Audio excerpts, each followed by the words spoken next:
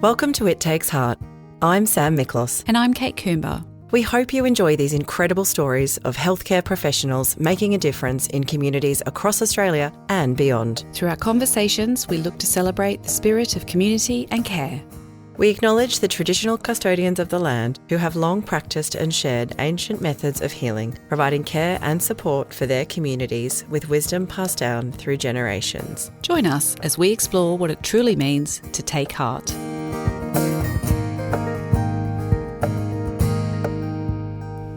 Okay, so today we have the pleasure of chatting with free-spirited, troopie driving remote area nurse India Priestley.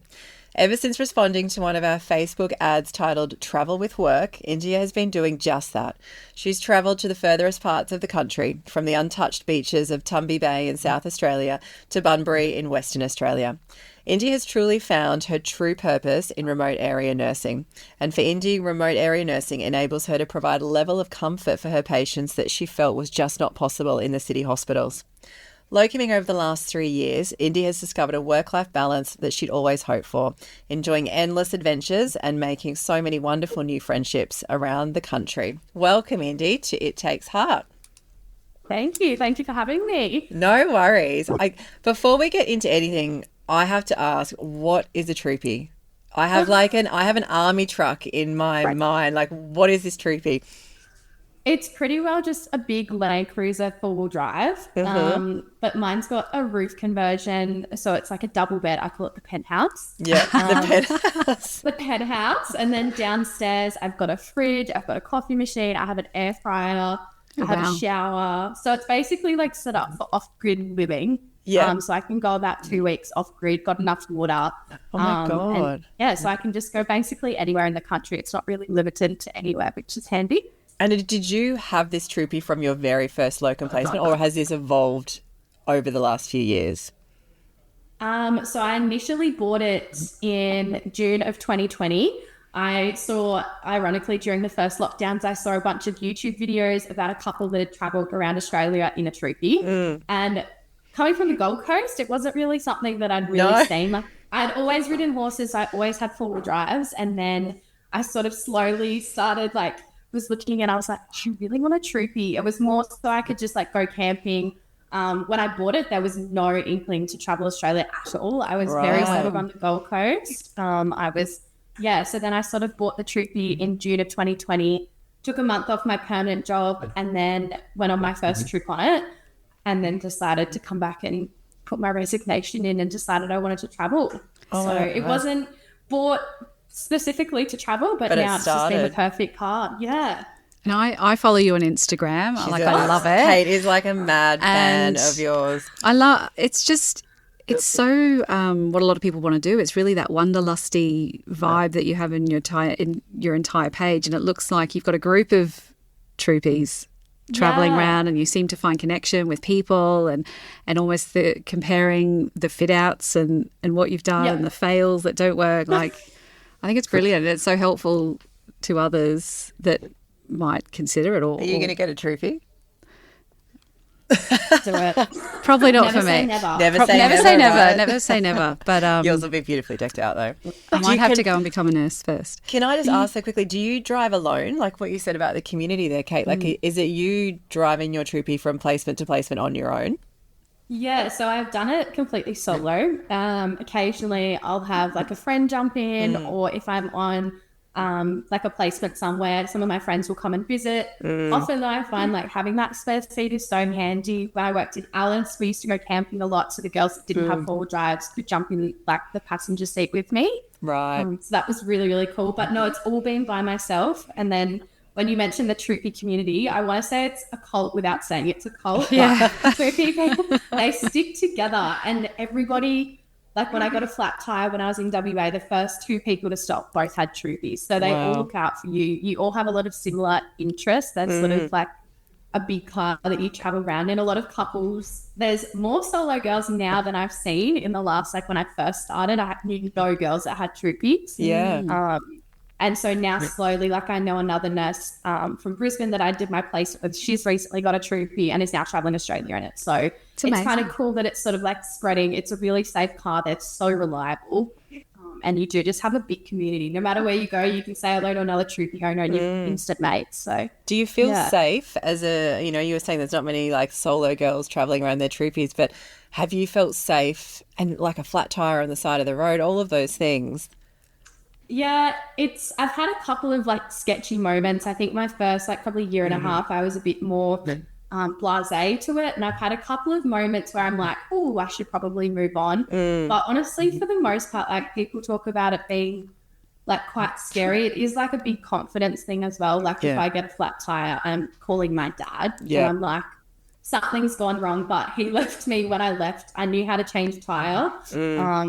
And the mechanical problems, like I service my own car now. So I'm able to do a lot of things that I wouldn't even have thought I could do, but it's pretty cool that I've sort of like learnt along the way. And if something goes wrong, you become really familiar with the cars. So you sort of become, I know like a lot of people with partners, like their partners usually know a lot about the cars, but you sort of like, if something breaks down, I'm like, oh, well, I'll call either roadside assist, I'll call my dad. Sometimes it's an easy fix. Sometimes it requires like a mechanic. But yeah, it's sort of, I don't know, it's a confidence thing. Definitely wasn't this confident when I first got it. The first trip I did, I got bogged and didn't know how to put it into full drive. So that was a humbling moment. That would have been me. Did you start little bit by little bit before you went really remote? Did you do some little trips from the Gold Coast? I guess what were you even doing at the Gold Coast? How did it start? So I worked on the Gold Coast. I did my grad year and then started when I bought the troopie. I was in my second year of nursing. So and then I went on my first month-long trip. I had 2.5 weeks. And I was planning to get to Uluru, but that was when the borders were all chaotic. So I ended up going all the way up to Mount Isa, across to like Cairns and the Daintree. So that was like my first big trip. And then I did probably like in between permanent roles, I had like on my leave, I think I had like 2-day trips or 3-day trips sort of around the Gold Coast. And then I left with a plan for just a year on the road. So I went to Victoria first and then COVID hit pretty hard. And then that's, sort of leads into how I ended up doing agency, because that's how I got across the border to South Australia. Oh, through the agency. So that was that was where it came, was you saw the ad and it was like travel for work. You're thinking, I'm kind of doing it. Let's keep doing it. Yeah, and I was stuck in a lockdown because I had gone to South Australia, then New South Wales on another, it was probably like a 3-week trip. And I was living in Victoria and I got a call from my family down there and they're like, hey, the borders are shutting in 48 hours. And I was I was a fair way away. So I had to drive back, but I had to isolate for 2 weeks. And it was in those 2 weeks of isolation, it was rainy, it was sleety, it was like freezing cold. I was sitting outside doing some stuff because I was in isolation at my family's house, and I saw the ad come up for Cornerstone on Facebook. I was like, there's no way this is true. Like, I was like, scammers. This is my leg. They're full of it.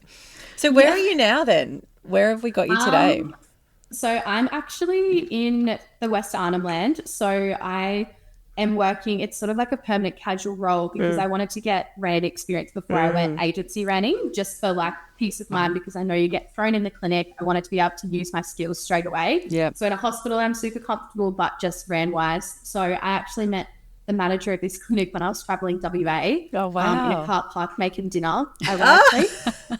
Of all places, we were at the beach, it was sunset, and him and his partner were traveling, and I'd just finished my postgrad, so my goals like last year were to slowly develop my brand, sort of like all my things that you need to tick off to work remote. And I'd literally just submitted my last assignment, was about to finish my postgrad, and he was like, do you want a job? And I was like, this is like a perfect in to get experience in a, it's not permanent, like I've come up, this is my 3rd time now. And then obviously in between done like contracts with Cornerstone. So it was sort of like a good spot to get experience before I feel confident enough to go out remote with like a brand doing a true remote. Who needs Cornerstone when you can meet people in a car camping park, ground, right? Like, let's tell Becky that. We don't need you we anymore, need to go and set up a Becky. stall in the car park. We'll just go to... What are we even doing Let's in get that a troopie. I honestly could not believe it. Like when we started chatting, and you chat to lots of strangers on the road, and most of the time it's just like, oh yeah, like they're just traveling for a bit, and he's like, oh, I work in the West Arnhem, and I was like, what are you doing up there? He's like, I'm a RAN, I manage the clinic. I was like, you're joking You are me. just who I Like need. a university or something. So you talked about the upskilling there that you're preparing for and getting ready to go into that true RAN work. I guess for people who maybe don't understand really what that is, can you talk about what upskilling exactly you have to do, but also what is RAN work? Okay, so RAN work is remote area nursing. So basically you're stationed usually in small Indigenous communities. So I'm on an island at the moment that's got 200 to 250 people. There's 4 streets. It's a very traditional land. There's like about 11 languages spoken here. So I like to describe it as a GP clinic for nurse, like it's nurse run. We have a GP come up usually once a week or once a fortnight. And that's the same in most areas. You've obviously got your on-call and then you follow in the NT, it's called PAPA. In WA, it's the public health. They've got like their own paperwork as well. So it's basically like you do your own assessments and like prescriptions and things like that. So it's kind of like, it's literally a GP, but without being a GP, you have on-call. So every second or third day, you have first call out. So if the clinic's closed after hours, between like overnight, you get the calls. So you go to the clinic, respond to emergencies. Yeah, so it's sort of like a bit of a broader role. There's a lot more scope than what you get in hospital. Yeah. So experience-wise, upskilling, most of the time you need at least like 4 to 5 years of either ED and acute experience, which I think is super necessary because sometimes you have no idea what's coming through the door. Yeah. So you need to be able to like, and there's not a lot of resources. So you're not referring them on to the next place, are you? Yeah. You need to deal with it. And there's not a doctor that immediately can come on site like most places I have worked. Otherwise, there's a doctor either on the site or within 20 minutes that you can call. They're in there with you. You've usually got a team of maybe 3 to 4 other nurses. So up here at the moment, there's just the 2 of us. There is a third as well coming out. So it's a lot smaller staffing. So I think that clinical judgment is like a huge thing and it's not anything you can be taught. It's just a time thing. So I've done like a grad cert now in rural and remote health practice. And then there's also a bunch of kind of courses. So there's RecMec, there's the pharmacotherapeutics, your immunizations, and then like your triage and things like that you do usually, your ALS, and usually your pediatric ALS now is sort of like coming up as like one that's really important to know. Yep. Yeah. So it's sort of a lot. Like it's huge, I suppose, in paperwork wise and like learning up. I learned a lot last year doing all the courses. So, and you're quite early on in your career, but you've still had quite a bit of career progression, even though you're in that locum lifestyle, which people would sort of assume you wouldn't get. Do you feel like you've been able to really tap into that progression quite easily over the last few years? Yeah, absolutely. I actually think if I had stayed on the Gold Coast where I was, my career probably wouldn't have changed much. I think it's a comfort zone thing. And I think you end up, like I was super comfortable in my job and I was like, I have to get myself out there. And it was honestly through doing the last 3 years doing cornerstone placements, because the first place I went was sort of more remote. I've come from a big metro city hospital to like it was a smaller hospital in Peterborough. So, and I was able to learn like my ED skills there, my assessment skills, because I think in metro hospitals, you don't have a bigger scope because you've always got either more experienced nurses or there's obviously like, there's staff and doctors around. Yeah. So, doing my placements I would never have even thought of I didn't even know what a RAM was when I was on the Gold Coast. Yeah, so absolutely. I think yeah, and this is my 6th year out and I genuinely this was not the diver of my career. I was thinking I was going to go on. Where did you think you would have been?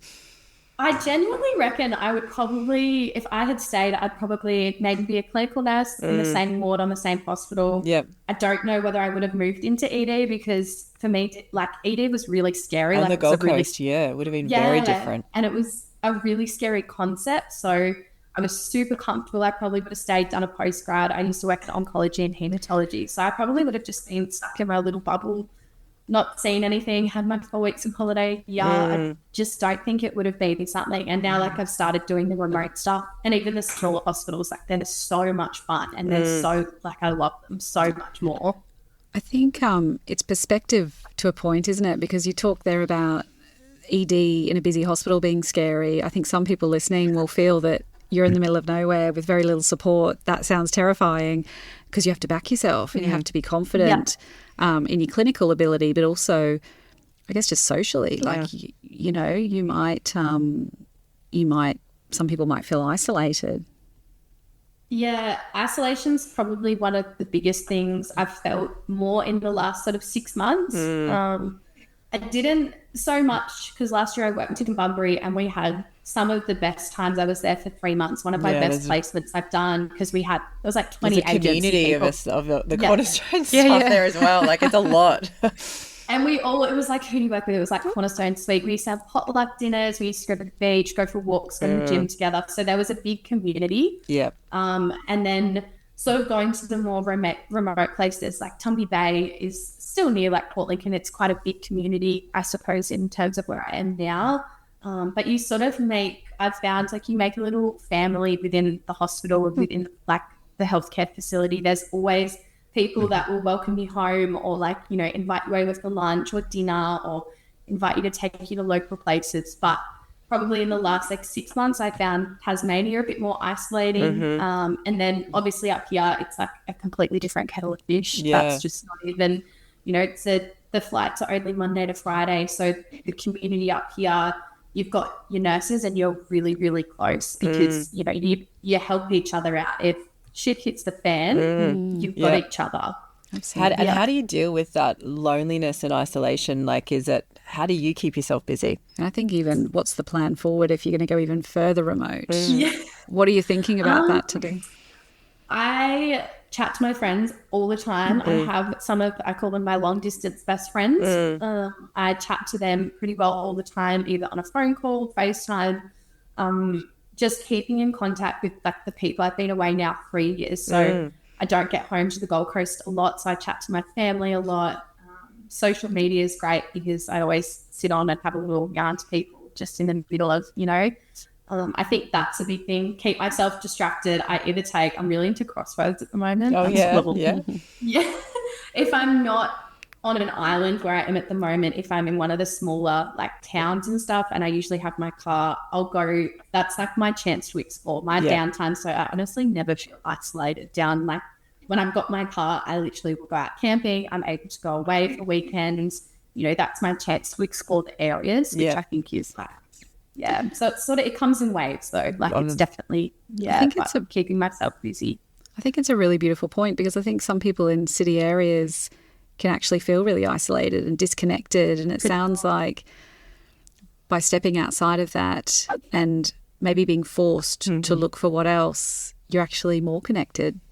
Yeah. And I think the friendships and like the people I have in my life now are some of like, I'm so lucky because, you know, if I've had a shit day or something, I can call them and it's like you just chat about anything else. And it's so nice because you realize who is really like who you want in your life. And I think that's sometimes a bit harder to find, like you say, in city hospitals because there's so many more people or just in cities in general. There's so more many lonely. Yeah. And you're like, do you have that genuine friendship with someone? And that's sort of been a tough one to learn over the last couple of years because I lost a lot of people when I left because I wasn't there. It's not that physical time that you have with people catching up. But yeah, the people that I see and speak to and my family, like it's so nice that they've got my back. Like, you know, it's kind of, you feel isolated in location, but not like I'm supported by some of the best people. So it's kind of like a fine balance, I suppose. Can I ask a personal question?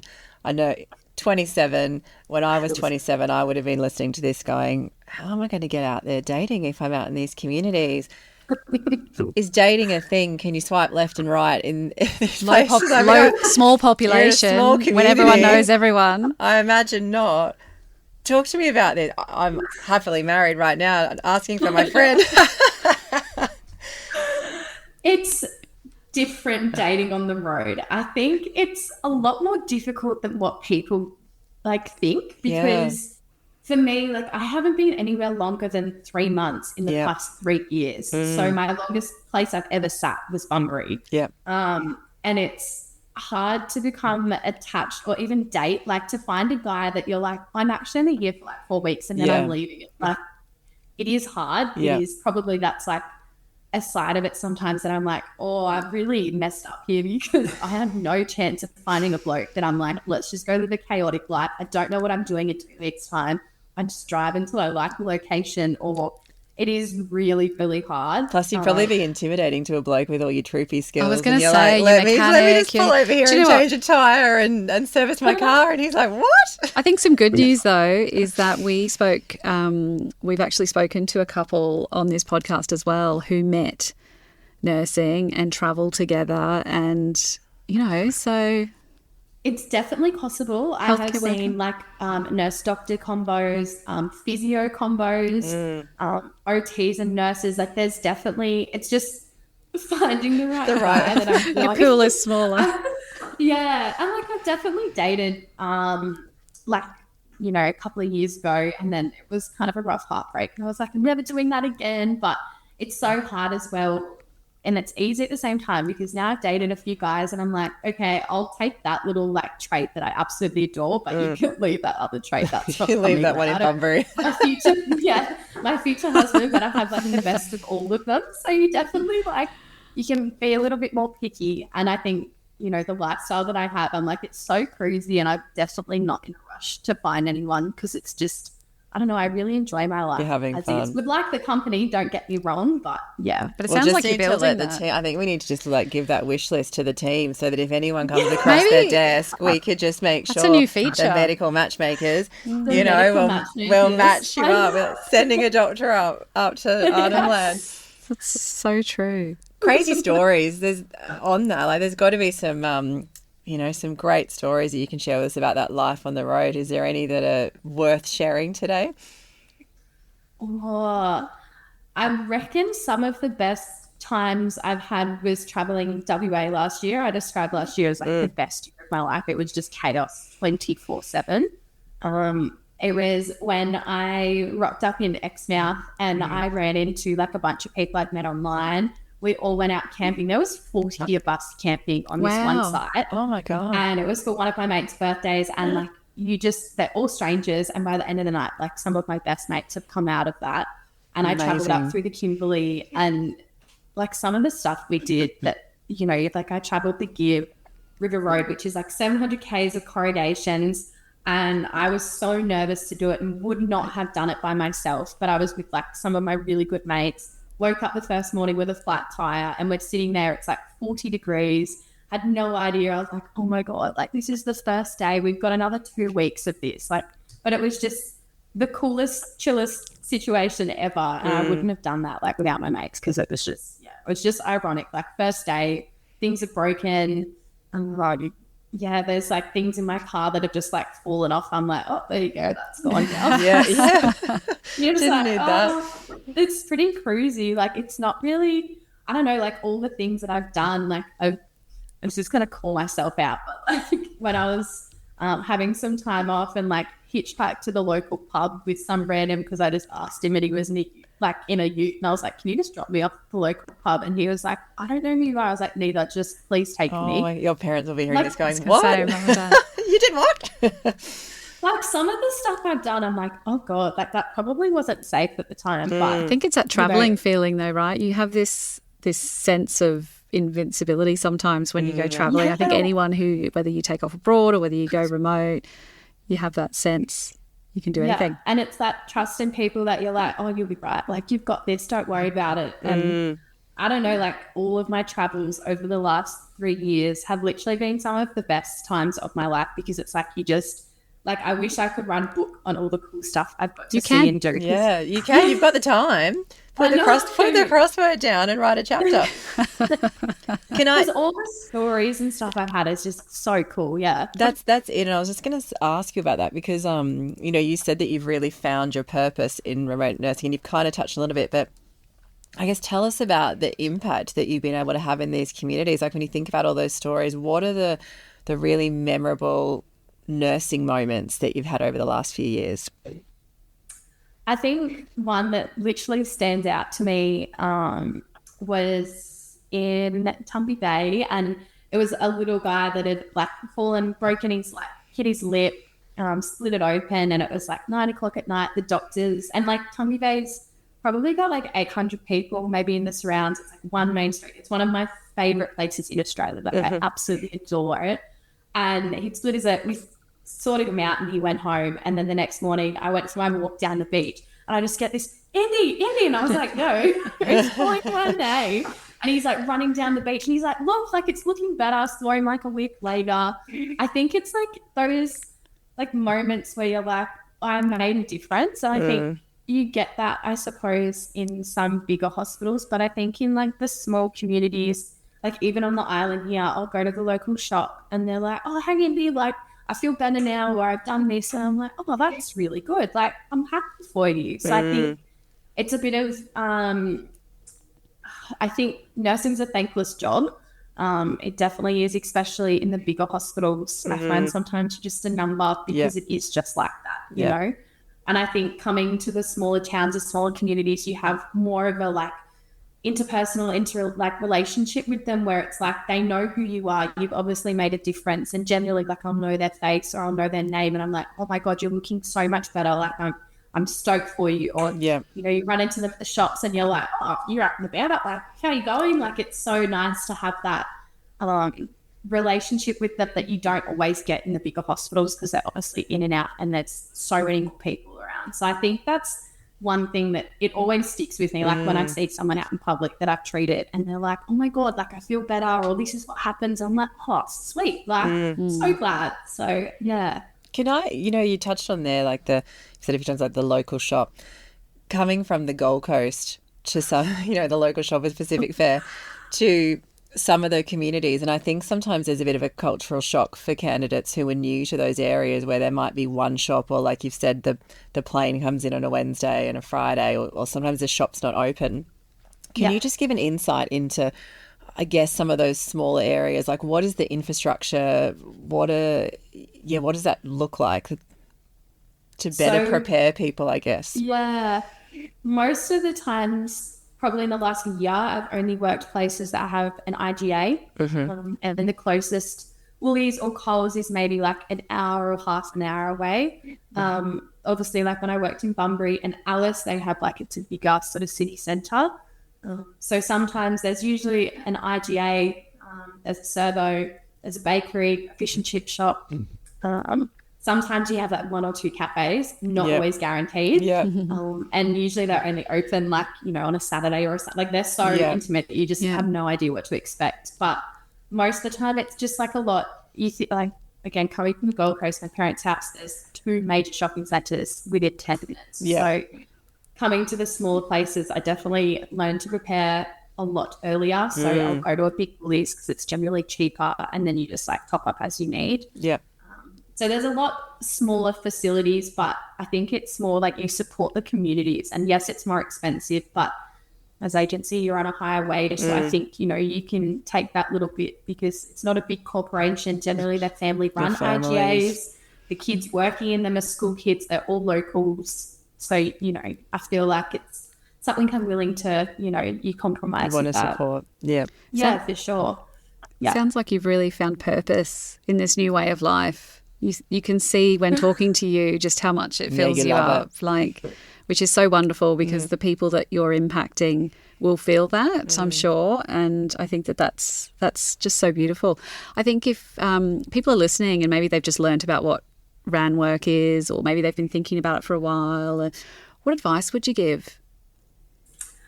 I want to say do it just because, and like do your research. I get hundreds and hundreds of questions across Instagram and TikTok being like, how did you do it? Like, how did you take that leap? And I'm not going to lie, I was shit scared. Like I was so scared because I was in a really good permanent job. I had a really good base of people. I loved the people that I worked with, but I think I was super, like I worked in an oncology, hematology. I saw a lot of people pass very early on in my career. Like the first 2 years was pretty rough and a big eye-opener because, you know, you get diagnosed with 4 months to live and they're 30. And I'm like, if I was 30 getting diagnosed with that, would I be content with where I am at in life? You know, have I got to travel? Have I got to see the things I wanted to do? Have I found who I was? And I think that was a big step but I was shitting myself. I quit my job and I went to casual, and I said, I'll be back in a year. Can you keep my contract open? Just in case. And my manager was like, yeah, all good. Like, are you sure? Like, is this really what you want to do? And I was like, no, it's not, but I've got to do it, because if I don't take that leap now, I was single. I didn't have any ties apart from my family and my friends on the Gold Coast. And I was like, I've got to do it. And I think the first 6 months were really hard because, and you know, it's not easy and it can be really hard. I cried a lot in the first 6 months just because it's like a whole different world. You're constantly meeting people, your support system. Like I say, that's when I lost a lot of people, and people that I thought were really, really good friends. You sort of lose that. So that can be really hard. I was 23 when I left, and now I'm like, I could never, like, love the Gold Coast, love going back to visit, but it's not, I've now found that it's not my place that I'd like to settle. It's not the type of people that I like to surround myself with. Like, you know, all of my friends are usually just chilled, and it's just a different lifestyle, I suppose. I think people can identify with that regardless of where you move to, right? I think you can move city, you can move abroad, people make changes, and I think go through similar things. Yeah, and it is just a change thing. And I think if someone's wanting to do it, I always say try and get like a 4-week placement in not super remote. I always say, like, go somewhere where there's dip your toe in a little bit. Yeah, and I say, like, keep your permanent job, go casual, don't tell anyone, because then people are going to make up these weird preconceived ideas that you're leaving and never coming back. Yeah. Don't have that pressure on yourself. Just say, I'm going to just go do 3, like, well, I always say 4 weeks is a good place to start because you can always extend usually. But if you say sign up to 3 months, you get there, it's not your vibe, you don't like the town, you know, anything like that. I think having that flexibility, and that's why it's perfect with agency. Some places are super flexible. They'll do 2-week, 3-week, 4-week contracts. There's a void in the roster. So I always just say, go do a little contract, maybe in like a bigger, smaller town, especially coming from like a metro city. Have a look, see if you enjoy it, see if you enjoy the vibe, because some people go, they do it and they're like, it's not for me. That's fine. At least you've gone and done it, you've given it a go. And then I always say, like, I probably threw myself in the deep end a bit too quickly, going so remote so quickly, but also it was perfect time because that's when I fell in love with it. And I was like, oh, I'm never going back now. I've shot myself in the foot. You had the troopie. You had the means to get going. But also too, it might be, you know, the first one might not be the right one, but it might also be about landing on that right community as well. Because do you do back to back, or like, do you set yourself breaks throughout the year? How do you manage that? And I suppose that, you know, the consistency of work with agency, the ebbs and flows. Yeah, I usually like to do 6 months of work, 6 months off. Yeah. That's my really good balance that I've found. How amazing is that too? That's like, yeah. I know, right? That in itself is a huge selling point. Really like, I think that's really important to highlight, that you can work for half a year and have a really incredible life. Me that job. Yeah. We're doing the wrong thing. And like there's 3, or I did this 6 months, and in the 6 months, I earned more than what I was earning working 2 full-time jobs on the Gold Coast. And then I had a 6 months off to travel. So I think that fine balance is just like, I've found my balance now. It's like, I sort of like to do 4 weeks on and 4 weeks off, 2 months on and 2 months off. Yeah. Last year, I knew I was going to do sort of the Perth to Darwin, and I wanted a solid amount of time for that. So I did pretty well back-to-back contracts. I think I did a month and then another 3 months. No, it was 2 months, 1 month, and for 3 months down in Bunbury. So I sort of had like almost 6 months of solid work, but in between I also had like 2 weeks off, 4 weeks off. So, but it was more consistently, like it was 6 months.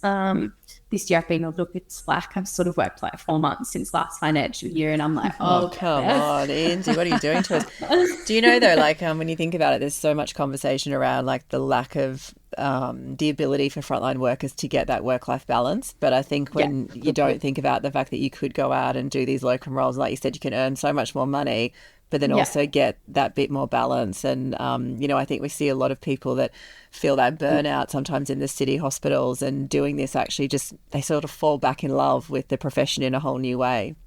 Yeah, I took 4 months off hospital nursing when I quit the Gold Coast, and I was so burnt out. I really didn't like my job. I was was a kind of quarter life crisis, but I was on the way because I was like, I don't know, like I've spent 3 years of my life working towards this degree. I've had 2 years of full-time work and I really didn't like it. And I didn't like going, like I enjoyed the people that I worked with. I was like, this isn't for me. Took some time off and like I never knew I wanted to be a nurse. So I was like, oh, maybe I'll just go into something else. Like I'll find another career. I'll go work another job and I'll just get out of nursing. Like maybe it isn't for me because I've seen a lot of people leaving the profession, which is really sad because it is, I genuinely reckon doing agency has completely changed my perspective. Like I love my job and when I get a placement and I get to go back to work, like I'm so excited. And I think that's beautiful. What some people don't get anymore because you're burnt out, you're working overtime, like you're hustling so hard, working full time. And obviously people need that because they've got families, they've got other commitments. And I'm so lucky because I'm like, when I have a placement and I have 4 weeks off, I like get all the jitters. I'm like, I'm so excited. I get to go back to work. Like I get to, the first few days I'm like, oh, I feel a bit of a dud. Like I don't really know what I'm doing. And then it all comes back in and I'm like, sweet. Like it's so nice to sort of like go back to work. And I know like I'm going to look forward to it. And on the shitty days where it's just really busy or it's just like hectic and you're like, oh, and if I went back to a permanent job and it's a shit day, you're like, oh, I have to come back. I've got to come back and do it again. This is it. But I'm like, with agency, I'm like, you know what? I can have a shit day. I have a lot of good days. So, yeah. Do you, do you see yourself taking this troopie overseas and going international, like once you've done Australia? Yeah, so I'm sort of at a crossroads. Like you're at that point now. Like what happens now? Know. And come August, I was actually talking to Becky the other day. I was just going to say, should we be cut this out for Becky? She'll be like, what? This isn't what we talked about. No, I messaged Becky because I was like, I'm free. I had to work out my dates. I spoke to her a couple of weeks ago. I was like, I'll let you know. And so I worked out my dates yesterday. So once I finish Far North Queensland and I'm going to hopefully drive the troopie to East Arnhem just to have a couple of weeks exploring. My life of Australia is like officially done. Yeah. So it's taken me, it'll be 3.5 years.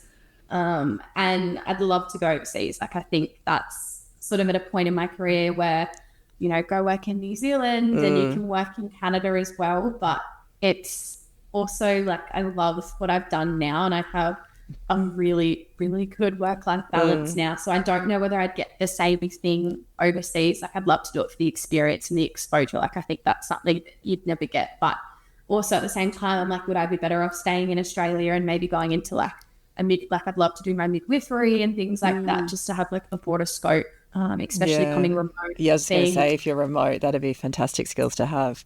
Yeah, because at the moment, like I know the bare minimum I can fumble my way through, but I'm like, it'd be really, and then, placement-wise to have like the RN experience as well as a mid experience is really, really beneficial. I think you sort of open up, I thought I opened up a whole nother can of worms coming around, but then there's the iron roles that you can slide into too. How incredible though to have so many options and opportunities. I think you've obviously just the story's amazing. Done some really, I guess, deep digging over the last couple of years, and that must have been so hard. But look where you've come now and the experiences you've had with so many more ahead of you. Like it's super exciting, and I think it's just.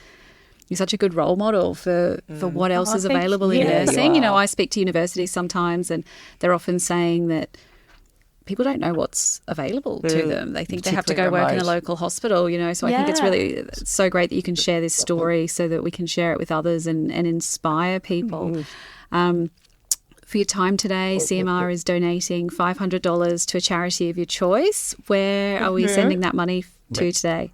So I sort of thought about it when I was figuring out, like, I didn't really know what to do. And I've decided I'm going to throw it towards Red Dust. I don't know if you guys have heard of Red Dust. We've done we some worked work with them last year. Yes. Yeah, I love that you've chosen them. Tell us why.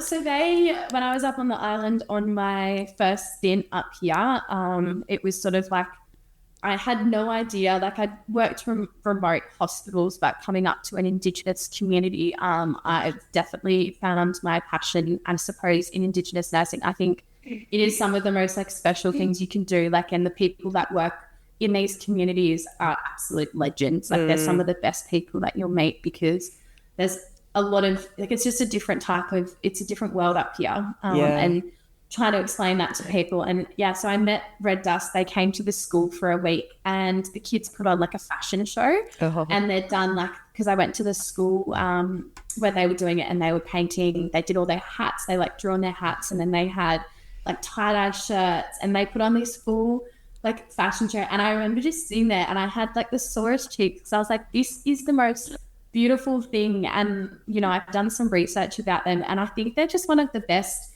You know, they're supporting the small communities. They're putting money into places that really make a difference, and seeing the kids light up. Like the school attendance was incredible because everyone wanted to go to school that week. And I think it's just, I don't know, I think it's a really good company to support. They obviously, you know, they do a really good job in all sort of, like, in heaps of different ways as well. So no, that's such a good choice.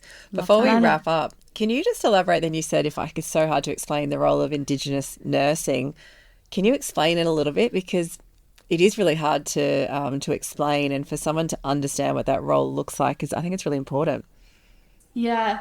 So I think a lot of the time there is a big language barrier, it's a different type of nursing altogether. A lot of Indigenous people have a lot of sacred parts of them, so you know they don't.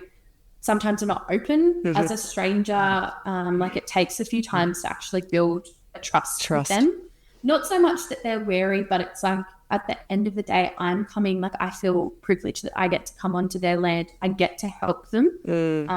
A lot of the time there's, you know, medication management and like pain management and things like that, and trying to explain that to them in the way, you know, the importance of hygiene, the importance of, you know, for the babies, their feeding routine and sleep patterns and things like that. I think there's a big misconception, like it can be really quite difficult to share with locals. Like one of the locals here, English is like his 8th language. So he speaks to me, he's like, you sound like you're not even speaking English. Like I can't understand you sometimes. So I think it's a whole different scope and the way that you speak to them, and it's a lot less. I think hospitals can be very like sterile, I suppose.